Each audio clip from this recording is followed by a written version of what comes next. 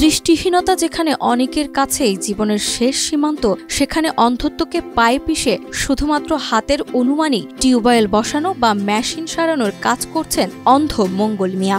Machine সারি, cycle সারি, van সারি, টিউবওয়েল পুঁতি, মোটর টটরগুলো বসাই, মানুষের যে বাড়ি আবাসিক মোটর যেগুলো, এগুলো বসাই, পানি পাইপের কাজ করি।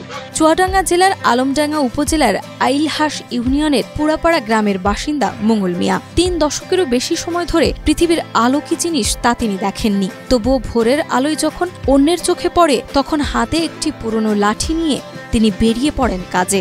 কোনো সহায়তা ছাড়াই পৌঁছে যান নিজের ছোট্ট দোকানে। নেই ঝলমলে আলো, নেই চকমকে যন্ত্রপাতি, অথচ সেখানেই তিনি মেরামত করেন বাইসাইকেল, পানির পাম্প, স্যালো মেশিন, এমনকি পাওয়ার টিলারও। আমার মূলত কাজ শিকার বয়স যখন আমার 6 বছর, সেখান থেকে আমি একা একা টিউবওয়েল বসাইছি আমাদের অঞ্চলে 60 ফুট, 65 ফিট, তারপরে 45 ফিট, এরকম টিউবওয়েলগুলো আমি একা একাই বসাই। আমার এখানে কোনো লোকজন লাগে না, শুধু হাতের কাছে গুছিয়ে দিলেই হবে, আমি একা একাই টিউবওয়েল বসিয়ে পানি তুলতে পারি। অন্ধ হয়েও মেশিনের প্রতিটি স্ক্রু, প্রত্যেকটি নাট বল্টুর অবস্থান তিনি হাতের স্পর্শেই চিনে নেন।